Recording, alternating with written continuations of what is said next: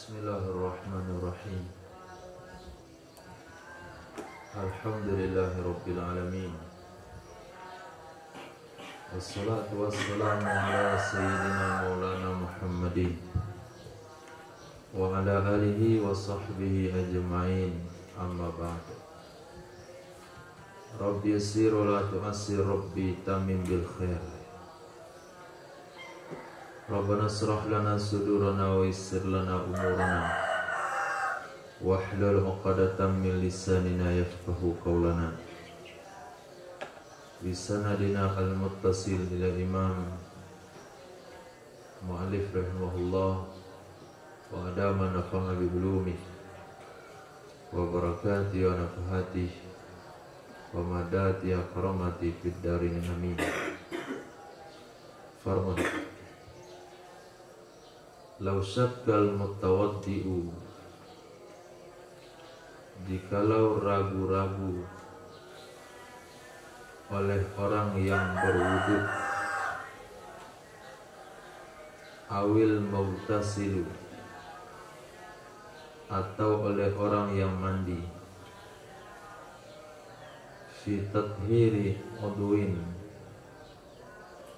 tentang mensucikan anggota tubuh. Kapan ragu itu terjadi? Qoblal farawi min wudu'i, sebelum selesai dari wudunya, aw wuslihi, atau mandinya, tohharohu, niscaya dia mensucikan kembali nya anggota yang diragukan. Wakada, begitu juga wajib dia mengulangnya, wajib dia mensucikannya, ma ba'dahu, anggota setelahnya anggota yang diragukan, fil wudu'i, di dalam berwudu. Sedang mandi,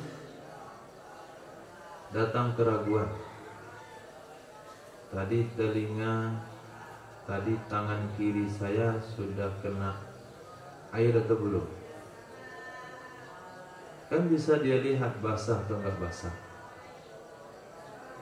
Basah dan enggak basah itu tidak bisa menjamin dia tidak mencucinya. Bisa saja basah itu terjadi dari siraman sebelum wudu. Siraman sebelum mandi. Yang pada intinya orang yang mandi ini ragu dia tentang tangan kirinya sudah kena air kah atau belum, sudah dia siramkah atas nama mandi atau belum. Ketika keraguan itu masih belum selesai dari mandi, maka dia wajib menyiram anggota yang diragukan itu. Tapi jika hal ini terjadi dalam bab wudu, ketika dia mengusap kepala, datang keraguan-raguan. Tadi apakah saya telah menyiram tangan kiri saya atau belum? Maka pada saat itu juga dia wajib menyiram tangan kirinya dan anggota setelah tangan kiri. Kalau sekiranya keraguan itu terjadi ketika dia mencuci kaki kanannya, dia ragu apakah dia telah menyiram tangan kirinya atau belum. Di saat dia mencuci kaki kanannya, dia wajib kembali mencuci tangan kiri, kemudian wajib mengusap kepala lagi, sunnah mengusap telinga lagi, lalu mencuci kedua kakinya. Kenapa dibedakan dalam bab mandi dengan bab wudu? Karena dalam bab mandi tidak ada tertib, dalam bab wudu mesti tertib. Tidak akan sah pensucian kepala tadi yang barusan dilakukan, telinganya, kaki kanannya, kecuali setelah pasti tangan kiri itu suci. ketika dia dikembalikan oleh hukum untuk mencuci tangan kirinya, otomatis dia wajib mengulang kepala, telinga, dan kaki. Hukum itu berlaku kalau keraguan itu terjadi qoblal farol, sebelum selesai, au ba'dal faraghi min tuhrih, atau keraguan itu terjadi setelah selesai dari bersucinya.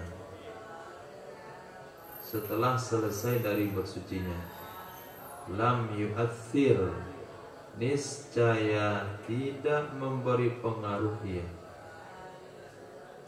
Tidak ada pengaruhnya.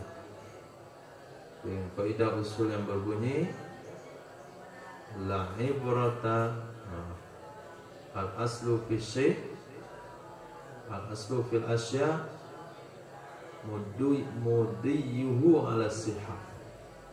Hukum asal itu sesuatu itu terjadi dengan cara sah, maka tidak wajib diulang. Kalau keraguan itu terjadi setelah selesai mandi atau setelah selesai dari wudhu.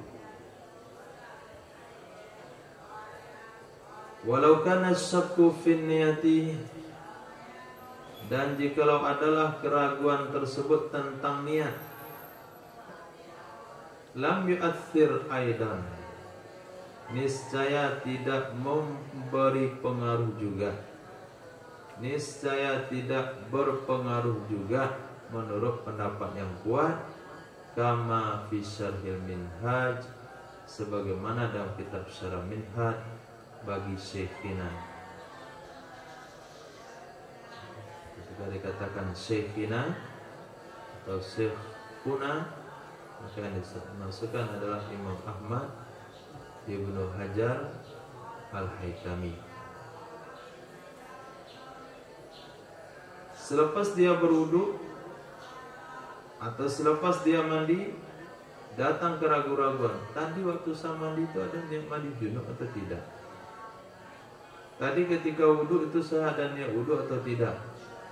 Menurut pendapat Syekhina Ibnu Hajar Al-Haytami, enggak masalah. Tidak masalah, wudunya dianggap sah. Wa qala fihi qiyasu ma ya'ti fi syakki ba'dal Fatihah wa qabla ruku'. Fihi, dalam masalah ini, dalam masalah wudu itu berlaku qiyas, berlaku perbandingan hukum sesuatu yang terdapat dalam bab ragu. Ma ya'ti fi syakki, sesuatu yang datang, sesuatu yang terdapat dalam bab ragu setelah Al-Fatihah, sebelum ruku'.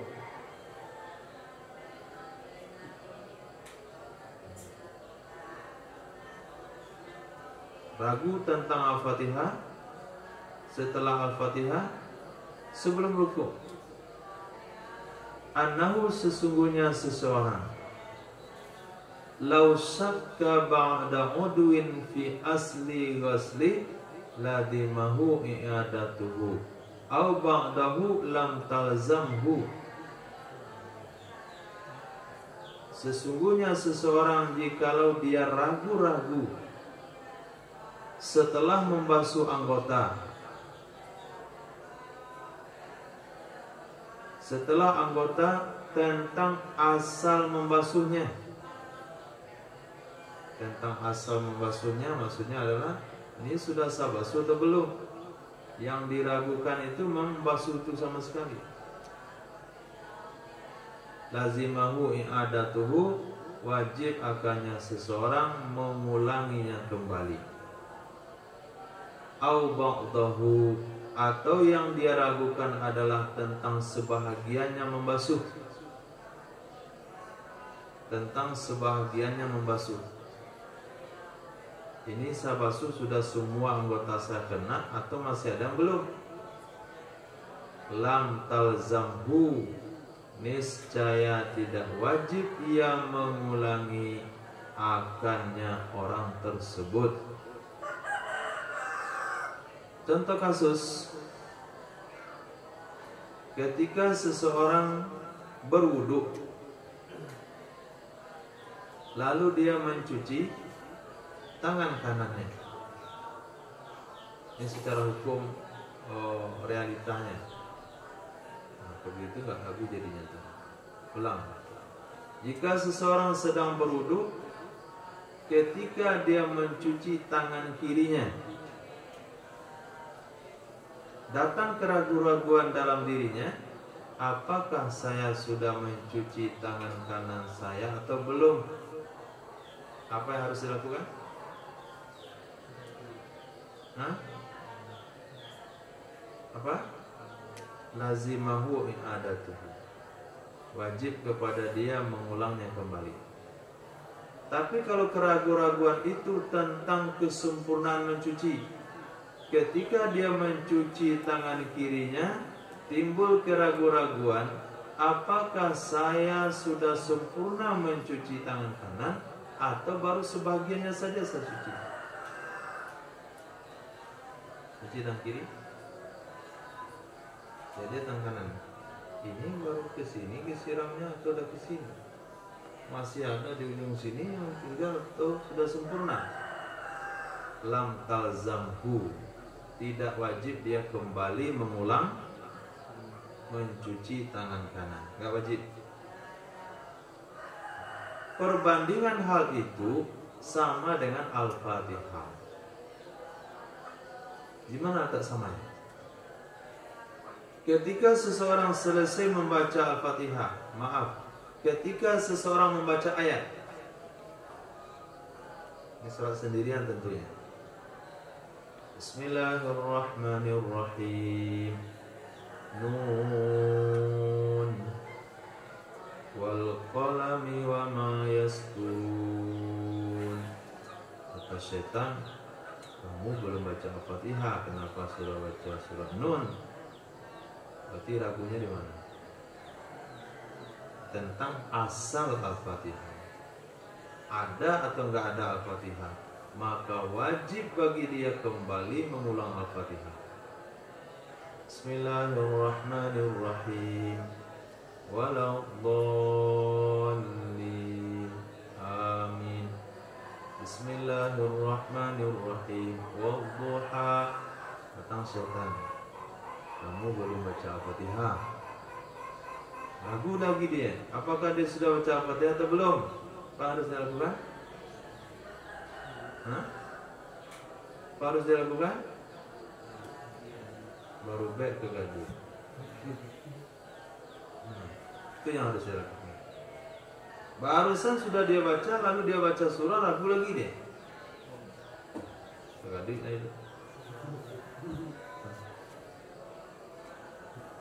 Tapi ketika dia membaca surah tadi, dibisikkan setan, Al-Fatihah kamu tadi itu belum cukup, belum selesai, kamu udah baca surah. Apa yang harus dilakukan? Dia ragu tentang sebagian Al-Fatihah, sudah dibaca atau belum? Kalau sebagiannya sudah, sebagiannya lagi sudah atau belum? Artinya keraguan dia itu apakah Al-Fatihahnya sudah sempurna atau belum sempurna. Apa yang harus dilakukan?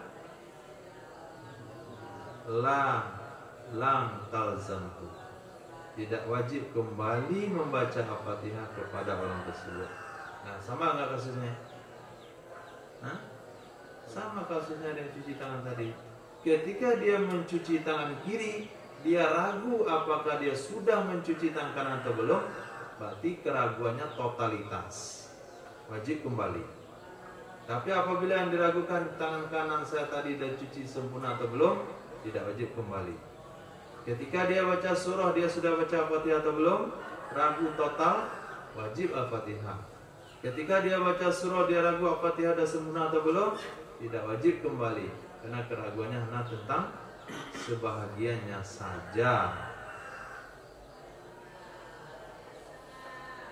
Nah, fal yuhmal kalamuhumul awalu, maka hendaklah ditempatkan pembicaraan mereka pertama hendaklah ditempatkan pembicaraan mereka pertama atas ragu pada asal anggota, tidak di sebahagian anggota. Pembicaraan mereka yang pertama yang mana? Far'un tadi.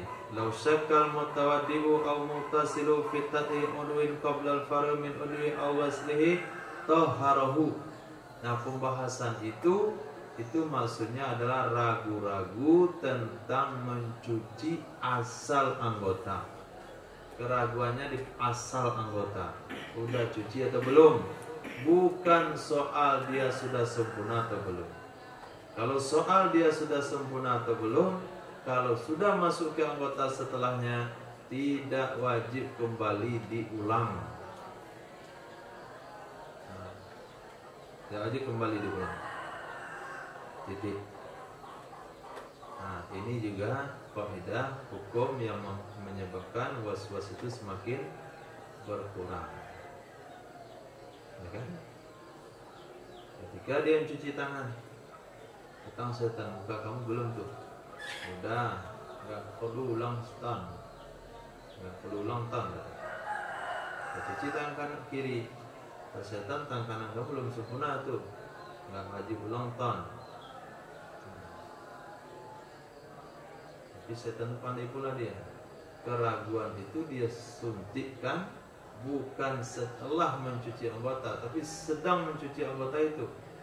Dia siram belum lagi, tambah lagi. Dia siram belum lagi, tambah lagi. Dia siram belum lagi, sehingga dia siram belum juga lagi. Pucat muka dia belum lagi, kata syaitan. Nah, itu cara menghindarinya adalah kaidah yang di atas kemarin. La yajibu tayakkunu umumil ma'i jami'al udwi bal yakfi ghalabatu zanni bihi. Nah, kadang-kadang was-was itu muncul setelah dia cuci tangan, diulang lagi muka. Rasa-rasa belum. Setelah dia cuci kaki, diulang lagi ke kepala. Rasa-rasa belum. Nah, kalau itu ini undang-undang di bawah. Kalau sudah masuk pada satu anggota sebelumnya sudah sempurna atau belum, anggap sempurna. Jadi nggak perlu diulang. Nah, titik. Wa sunnah lil mutawaddi'i. Sudah selesai berarti masalah rukun wudu. Kita masuk dalam masalah sunnah wudu. Wa sunnah lil mutawaddi'i, disunnahkan bagi orang yang berwudu, walau bima'in maghsubin, walaupun dengan air yang dirampas. Walaupun berwudu dengan air yang dicuri, alal aujahi, menurut pendapat yang kuat. Apa yang disunahkan? Tasmiyatun awalahu, membaca basmalah pada awalnya wudu. Awalnya wudu, ai fi awalil wudu. Littibai, karena ikut Nabi. Wa aqalluha, dan minimalnya basmalah adalah bismillah. Itu minimal. Pamalebana itu bismillah. Wa akmaluha, yang paling sempurnanya adalah bismillahirrahmanirrahim. Itu bismillah sudah sempurna, jadi tambah lagi. Wa tajibu inda Ahmada, dan wajib ia membaca basmalah menurut Imam Ahmad bin Hanbal. Jadi kalau mazhab Imam Ahmad, baca bismillah dalam wudu hukumnya wajib. Orang yang tidak baca basmalah dalam wudu, wudunya tidak sah. Atau sah tapi hukumnya haram, karena dia telah meninggalkan perkara wajib. Demi keluar daripada khilafiyah tersebut, maka kita sangat dianjurkan menjaga membaca basmalah sebelum wudu. Wa yusannu fiha at-ta'awudhu, wa yusannu qablaha at-ta'awudh, disunahkan sebelum baca basmalah yaitu membaca ta'awudz. Membaca a'udzubillah minasyaitonirrajim. Bismillahirrahmanirrahim. Saya melakukan sunnah wudhu, cuci dua telapak tangan karena Allah. Allahumma shalli ala sayyidina Muhammad wa ala ali sayyidina Muhammad. Itu ada. Nah, kemudian baru ambil air. Keluarkan. Nah. Sunnah. Setelah diamalkan sunnah baru ada barokah. Tidak ada sunnah, tidak ada barokah kalau tidak ada sunnah. Wa ba'daha, dan setelahnya berwudu disunahkan syahadatani, dua syahadat. Setelahnya wudu atau setelah bismillah? Kemudian setelahnya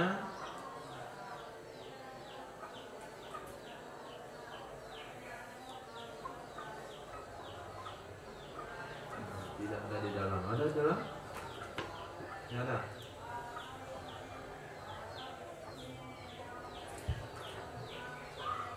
Kayak setelah itu, setelah basmalah. Karena qablaha wa ba'daha, kembali kepada basmalah. Disunahkan sebelumnya basmalah membaca a'udzu billahi minasyaitonir rajim, dan setelahnya basmalah membaca dua kalimat syahadat. A'udzu billahi minasyaitonir rajim. Bismillahirrahmanirrahim. Asyhadu an la ilaha illallah wa la syarikalah. Enggak begitu. Asyhadu an la ilaha illallah wa asyhadu anna Muhammadar Rasulullah. Setelah itu baru baca doa. Alhamdulillahilladzi ja'alal ma'a tahura. Segala puji bagi Allah yang telah menjadikan air ini air yang suci, mensucikan. Itu doa sebelum cuci tangan. Nah, udah diamalin semuanya? Belum pernah tahu? Nah, a'udzubillah, bismillah, syahadat, ta'awudz, doa. Wa yusannu liman tarakaha, disunahkan bagi orang yang meninggalkan ia akannya basmalah awwalahu, di awalnya wudu. Kelupaan dia baca atau sengaja dia tinggalkan, disunahkan untuk ayyatiya biha asna'ahu, bahwa dia melakukan dengannya basmalah di pertengahannya wudu. Qailan, hal keadaan dia membaca bismillahi awwalahu wa akhirahu. Itu bacanya kalau di tengah-tengah, baik makan sudah 7 suap baru ingat basmalah, bacanya bismillahi awwalahu wa akhirahu. Saya pakai fi boleh, bismillahi fi awwalihi wa akhirihi. Nah, kalau pakai fi jangan baca awwalah, bismillahi fi awwalahu wa akhirahu, itu kagak sah. Atau tanpa fi tapi bacanya awali, bismillahi awwalihi wa akhirihi, enggak sah juga. Kalau tanpa fi baca awwala, zaraf. Kalau pakai fi baca awali. Kalau pertamanya awali, ujungnya akhiri. Kalau pangkalnya awwala, ujungnya akhirah. Nah, la ba'da faragih, tidak dianjurkan setelahnya basmalah. Maaf, setelahnya berwudu. Tidak dianjurkan setelahnya berwudu. Kalau berwudu sudah selesai baru ingat lupa basmalah, nggak ada anjuran lagi. Wa kadza fi nahwil akli, begitu juga pada seumpama makan, wasyurbi dan minum, wat ta'lifi dan mengarang, wal iktihali dan bercelak, mimma yusannu lahu tasmiyatu, dari perkara-perkara yang dianjurkan baginya baca basmalah. Apa saja yang disunahkan, yang dianjurkan baca basmalah di awalnya. Kalau kelupaan, dianjurkan dibaca di pertengahannya. Kalau sudah selesai, kagak ada anjuran apa-apa lagi. Wal manqulu anis Syafi'i wa katsiri minal ashabi anna awwala sunan at-tasmiyatu. Dikutip dari pendapat Imam Syafi'i, dan kebanyakan dari murid-murid beliau. Apa isi kutipannya? Sesungguhnya yang pertama dari sunnah-sunnah itu adalah membaca basmalah. Sesungguhnya yang pertama dari sunnah-sunnah itu adalah, maksudnya sunnah-sunnah wudu, adalah membaca basmalah. Kalau demikian pendapatnya, maka tidak dianjurkan membaca a'udzubillah. Wabihi, dengan pendapat tersebut, jazaman Nawawiyu, menegaskan oleh Imam Nawawi di dalam kitab Al-Majmu' dan selainnya.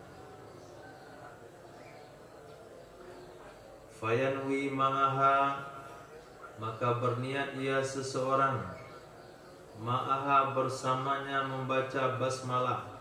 Apa niat yang dibaca waktu itu? Aku niat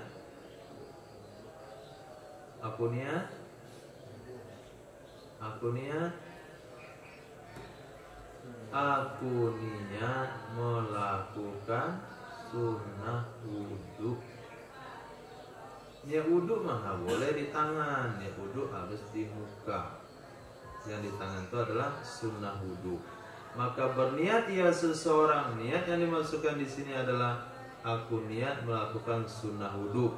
Kapan niat itu dia baca? Ma'aha, bersamaan dengan baca basmalah.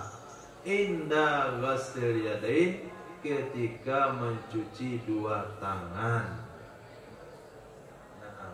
Bersatu qalbu, lisan dan jawarih.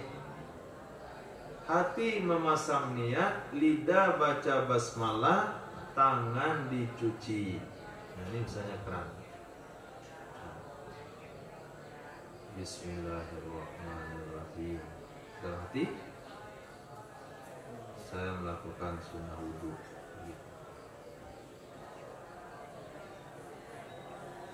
Oke. Waqala jam'un mutaqaddimun, berkata sekelompok ulama generasi awal, abad pertama, kedua, ketiga, mutaqaddimun. Inna awwalaha as-siwak, sesungguhnya awalnya sunnah wudu itu siwak. Siwak dulu, kemudian setelahnya baca basmalah. Itu khilafiyah. Mana yang pertama yang dilakukan wudu? Bismillahirrahmanirrahim. Far'un. Tusannut tasmiyatu li tilawatil Qur'an. Disunahkan membaca bismillah untuk membaca Al-Qur'an. Disunahkan membaca bismillah untuk membaca Al-Qur'an. Walau min asna'i suratin, walaupun dari pertengahan surah, fi salatin au kharijiha, baik dalam solat atau di luar solat. Kalaupun orang itu membaca penggalan-penggalan ayat dalam solat tarawih misalnya, maka tetap baca bismillah. ghairil maghdubi alaihim waladdallin. Amin. Bismillahirrahmanirrahim. Lillahi ma fis samawati wa ma fil ardh. Sunnah. Ini jangankan itu, Fatihah aja nggak mau nih.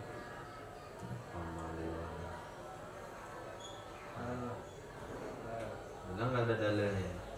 Nggak ada dalilnya, buka itu Quran semuanya. Cetakan mana saja. Mau cetakan Arab Saudi, mau cetakan Indonesia, mau cetakan perusahaan mana, Quran Somad kan namanya, Quran apa lagi itu? Quran apa namanya? Dafa, Abu Zar, Quran Sauki, macam-macam. Pasti Al-Fatihahnya Bismillah itu ayat pertama. Bismillahirrahmanirrahim ayat pertama. Hampir jadi imam nggak baca. Stawu wastaqimu. Allahu Akbar. Alhamdulillahi Rabbil Alamin. Malih. Baca tuh kitab Tusannu, disunahkan. Kami nggak mau berdalil dengan kitab. Kamu pahami bahasa Tusannu. Tusannu itu disunahkan. Kalau ulama bilang disunahkan pakai dalil tuh mas. Yang bilang nggak pakai dalil. Disunahkan membaca Bismillah untuk membaca Quran walaupun di pertengahan surah, baik dalam sholat maupun di luar sholat. Wali muslim, dan juga sunahkan baca Bismillah untuk mandi. Wa tayammumin, dan tayamum. Wa dzabhin, dan menyembelih.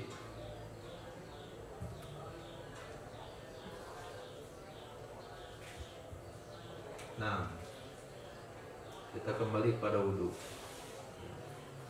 Setelah disunahkan membaca A'udzubillah menurut sebagian pendapat, kemudian Bismillah seluruh pendapat, kemudian kedua kalimat syahadat, kemudian baca doa syukur kepada Allah, alhamdulillahilladzi ja'alal ma'a tahura. Maka setelahnya adalah wuslul kaffaini,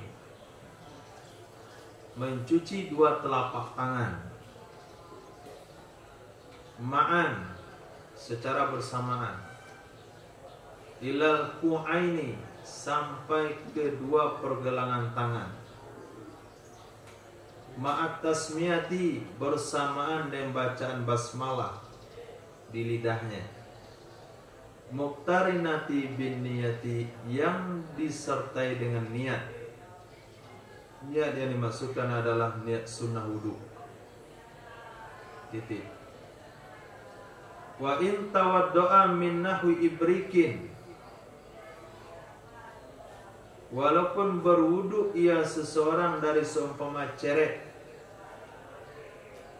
walaupun dia berwudu dari seumpama ceret,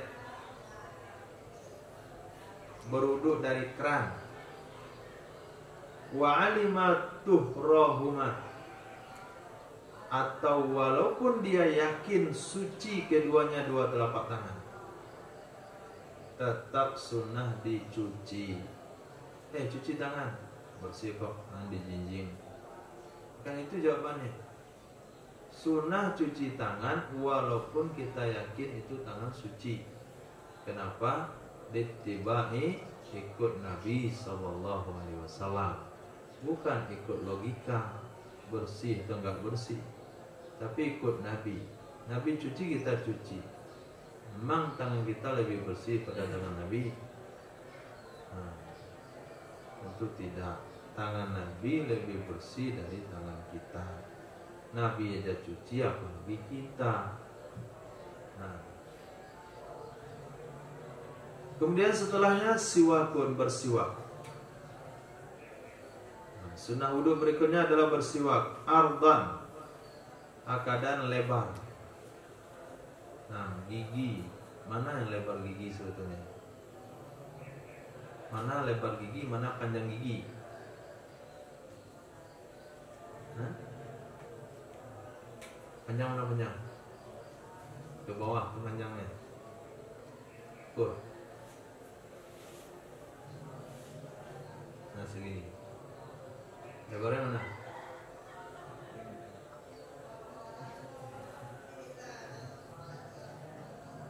Mana yang panjang, mana yang lebar? Hah? Mana yang panjang, mana yang lebar?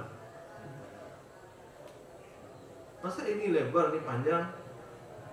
Iya betul. Nah, ini yang panjang gigi, ini yang lebar, gitu. Itu bilang ini panjang. Iya, ini panjang. Bukan, ini lebar. Ini meja kemudian. Mana lebar, mana panjang?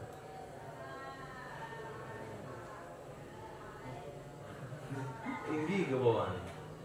Ke bawah ini tinggi namanya. Lebar nih lebar. Ini panjang. Mana lebih panjang lebar pada panjang? Hah? Mana lebih panjang lebar dari panjang? Ya panjang. Berarti ini panjang, ini lebar. Kalau gigi, ini yang lebar, ini panjang. Kalau dikatakan sunnah gosok gigi itu cara melebar, berarti gini. Nah, bukan gini. Itu memanjang namanya. Dari panjang kanan ke panjang kiri. Tapi lebar, atas bawah. Nah, sedangnya itu. Kalau bersiwak itu begitu. Tadi kanan. Bukan. Ini siwak. Karena alur gigi itu ke bawah. Lalu antum gosok memanjang, rusak alurnya. Nah. Disunahkan bersiwak ardan fil asnan. Zahiran, bagian luar, gosok. Yang kepakai masak. Kemudian batinan, bagian dalam. Menganga, gosok bagian dalam. Tulan fil lisan, dan bagian memanjang pada lidah juga digosok. Nah, lidah mana panjang? Nah, sunnah. Nah, kalau pakai sikat gigi, yang sikat lidah begini. Nah, karena serat gigi itu lurus dia, dipasang. Jadi bintik-bintik yang ada di situ tuh bekas lemak kambing, bekas santan, lidah tebal gitu. Assalamualaikum warahmatullahi wabarakatuh. Karena lidahnya tebal, digosok. Nah, jadi lidah itu tipis. Nah, kalau lidahnya tipis, itu bacanya halus, agak kasar. Semuanya itu li khabaris sahih, karena ada hadis sahihnya. Apa bunyi hadisnya? Laula an asyqa ala ummati la amartuhum bis-siwaki inda kulli wudu'. Jikalau bukan bahwa aku memberatkan ala ummati, di atas umatku, la amartuhum, sungguh saya perintahkan kepada mereka dengan bersiwak inda kulli wudu, ketika setiap kali berwudu. Pasti dah saya suruh, kalau bukan memberatkan. Nah, apakah selama ini Nabi gak suruh kita? Suruh. Nabi suruh bersiwak kan setiap kali berwudu? Suruh. Lalu kenapa Nabi bilang jikalau tidak memberatkan, kalau saya tidak khawatir memberatkan umatku, saya sudah suruh mereka bersiwak. Masa selama ini nggak disuruh? Maka penafsirannya adalah amro ijab. Aku akan suruh mereka sebagai perintah wajib. Tapi karena khawatir memberatkan, maka saya nggak wajibkan. Berarti siwak itu sunnah muakkad. Nah, sampai-sampai Nabi berencana mewajibkannya. Tapi karena khawatir memberatkan umat, akhirnya Nabi nggak wajibkan. Titik. Wa yahsulu bi kulli khasinin. Hasil ia pahala siwak dengan setiap benda kesat, benda kasar. Dengan setiap benda kesat atau kasar. Walau binahwi khirqatin, walaupun dengan seumpama potongan kain. Walaupun dengan seumpama potongan kain. Au asnan, atau pakai sabun.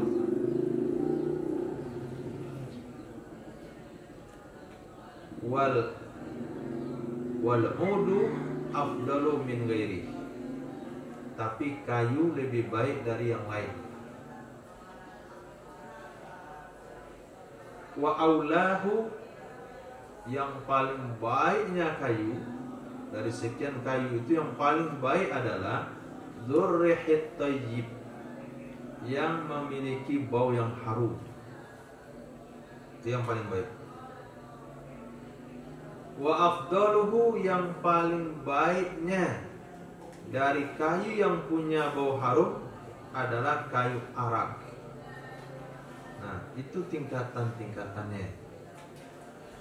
Pertama, untuk mendapatkan pahala siwak, pahala gosok gigi, itu bisa kita dapatkan dengan setiap benda kesat, benda kasar. Di antaranya sikat gigi hari ini, itu benda kesat. Atau kalau nggak sikat gigi pakai bros kain, nah juga bisa dapat pahala. Pakai baju juga dapat pahala. Pakai sabut kelapa, sabut kelapa sebelah mantu di mana? Orang tua dulu pakai sabut kelapa. Nah, pakai daun itu, daun kayu dan bonto. Pokoknya kesat ya. Nah, dari sekian benda-benda kesat itu, yang terbaik itu adalah kayu. Ambil arai daripada kelapa, cabut satu. Nah, kan bagian pangkalnya nggak bersabut. Apa? Kayu coklat, potong, tunggu ujungnya jadi halus. Apa? Nah, dari sekian kayu-kayuan itu, yang wangi, kayu apa yang wangi misalnya? Kayu gahru, lagi pakai kayu gahru nih. Tapi gahru itu yang keras, yang wangi. Kalau udah keras nggak bisa lagi. Dia bukan benda keras, tapi benda kesat.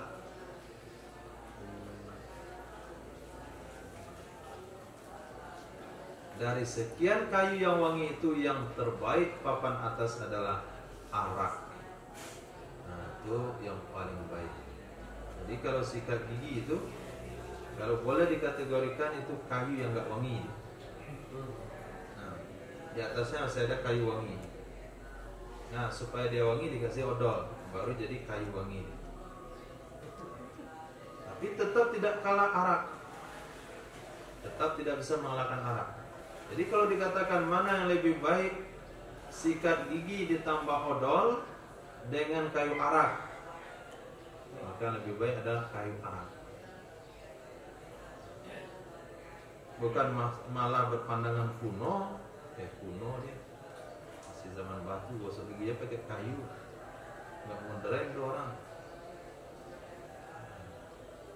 Kan nggak modern, itu sunnahnya begitu. La bi asba'ihi atau usbu'ihi, tidak dapat pahala dengan anak jarinya seseorang. Nah, segi dan anak jari nggak dapat pahala. Walau khasinatan, walaupun ada anak jari itu kesat.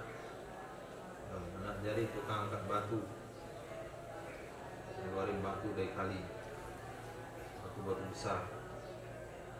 Atau anak jari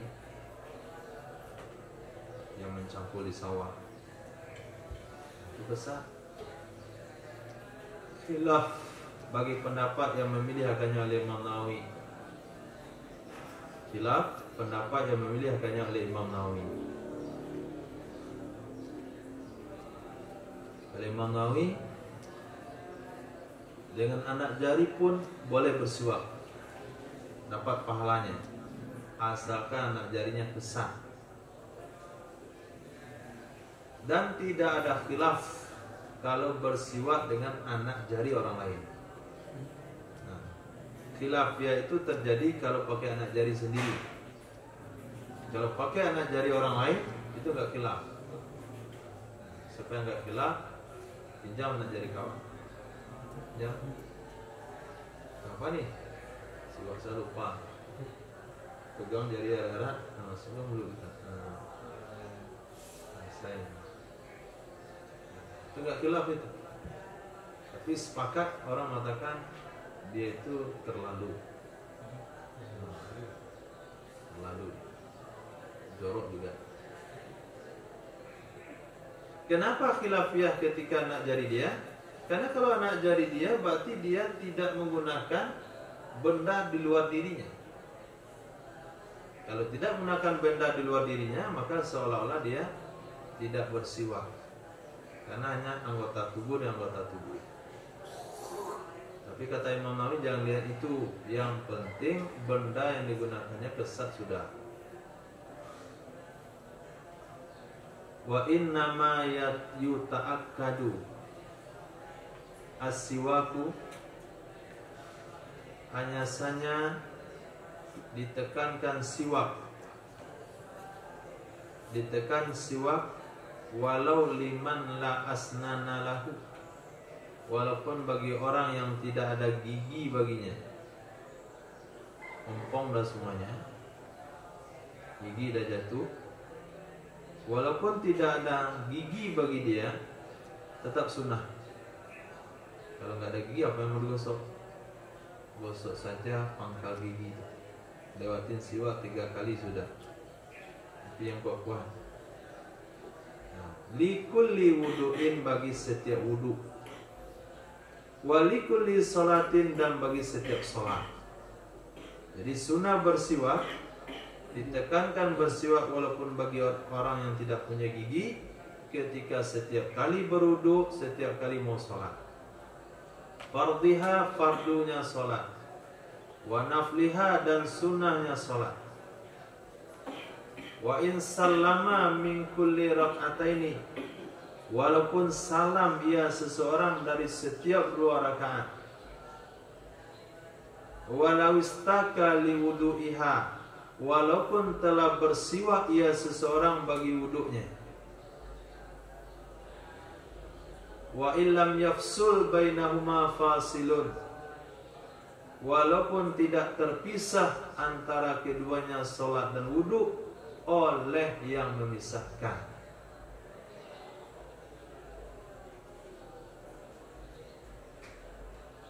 Yang penting setiap wudu, setiap salat sunnah siwak. Tadi baru wudu dia ada bersiwak, kemudian langsung pergi ke salat, siwak lagi. Salat tarawih 2 rakaat, mau bangkit ke rakaat berikutnya, siwak lagi. Selesai 2 rakaat, mau salat lagi, siwak lagi. Qabla zuhur siwak, mau zuhur siwak, ba'da zuhur siwak lagi.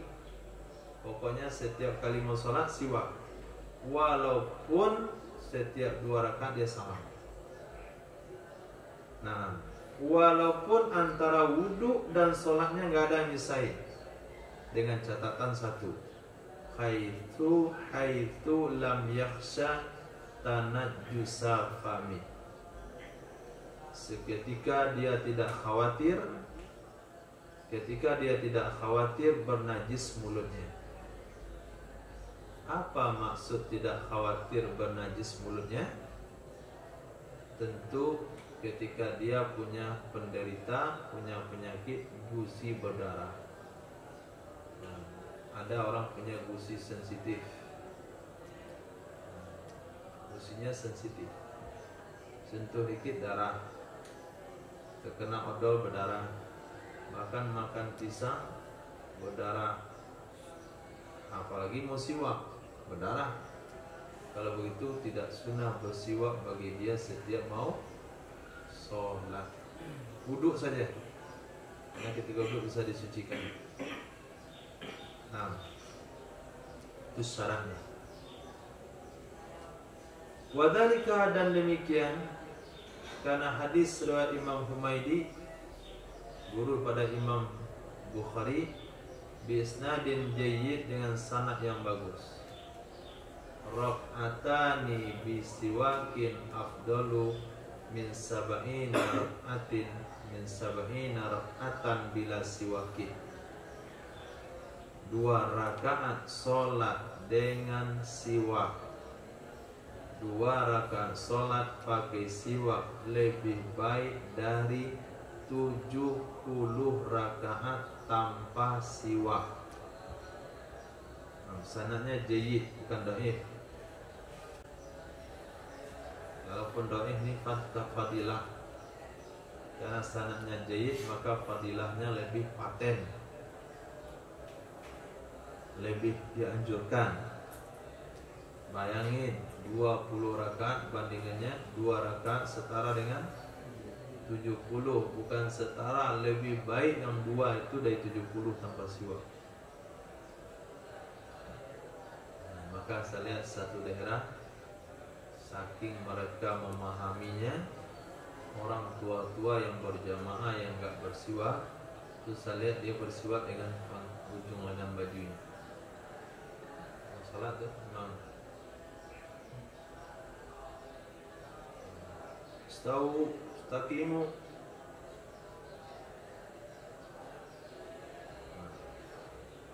Ada juga yang saya lihat tasbih di musola itu, tasbih depan imamnya, ujungnya ada siwak sini, panjang segini. Apa maksud tasbih itu? Apakah imamnya satu orang atau banyak? Kalau imamnya satu orang, siwak taruh lagi, siwak taruh lagi, nanti udah setahun 2 tahun itu gak siwak namanya. Itu namanya ngotorin mulut.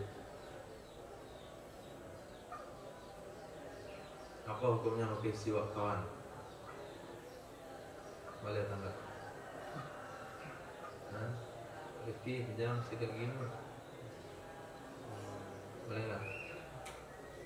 Hukumnya apa? Nanti mungkin bilang nggak boleh. Itu hukumnya apa? Hukumnya boleh. Nah, ketika Rasul Sallallahu Alaihi Wasallam mau meninggal dunia, kemudian mata Nabi tertuju kepada siwak di kantongnya Sayyidina Abdurrahman bin Abi Bakar. Kata Sayyidah Aisyah, ini akhirnya karena siwak itu keras, dicuci oleh Sayyidah Aisyah, beliau lunakkan yang giginya. Setelah lunak dengan air liur Sayyidah Aisyah, baru disiwakkan pada Rasul. Siwaknya siwak siapa? Sayyidina Abdurrahman bin Auf. Sayyidina Abdurrahman bin Abi Bakar. Boleh pakai siwak orang lain. Kalau nggak punya sikat gigi, pergi rilang, saya pinjam sama kawan. Satu untuk semua, satu untuk semua. Yang penting dicuci, bukan anjuran. Boleh, jangan salah ngerti pula. Bukan anjurannya. 6. Walau tarokahu, jikalau meninggalkan ia seseorang akannya siwak, awalaha, pada awalnya wudu, lupa deh. Tadarokahu, niscaya mendapati sini apa maknanya? Menjemput ketertinggalan. Niscaya menjemput ketertinggalan ia seseorang akannya siwak. Dijemput ketertinggalan siwak itu asna'aha, di pertengahannya wudu. Wudu salat nih. di pertengahannya sholat.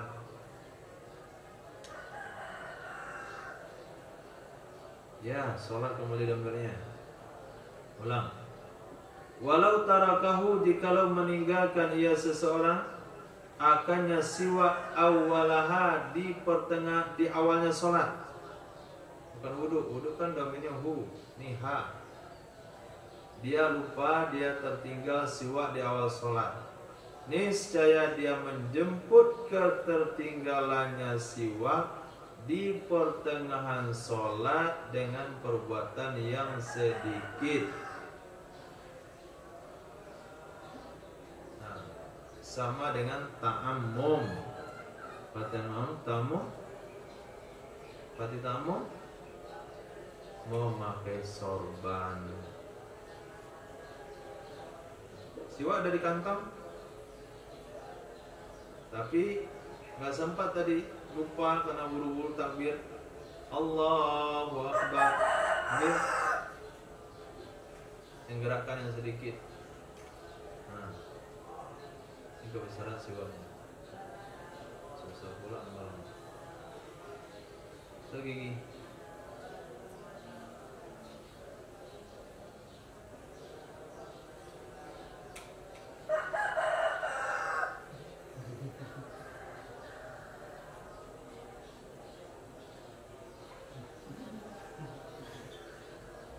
Gitu, betul atau salah? Karena bergeraknya jari gerak kan nggak betul salah. Ini ya, sunnah begitu pentingnya. Sama sorban. Allahu Akbar, sorban dari leher rabun.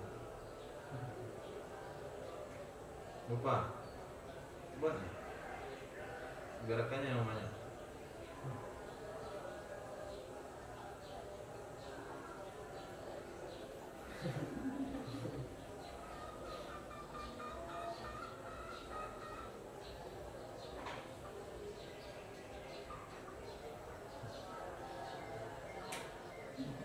Ada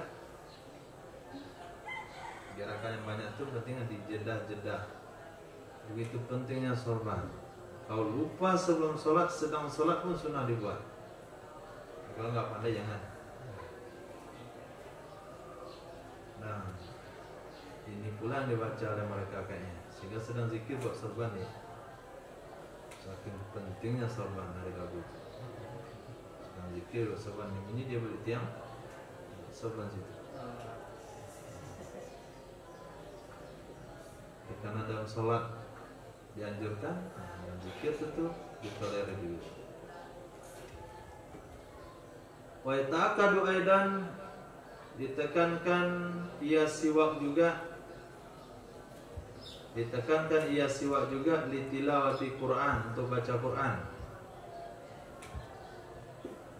atau baca hadis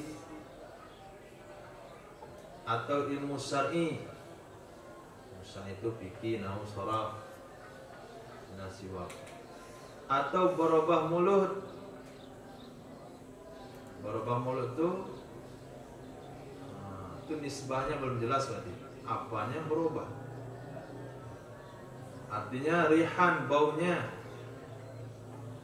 ada amis, bau air liur.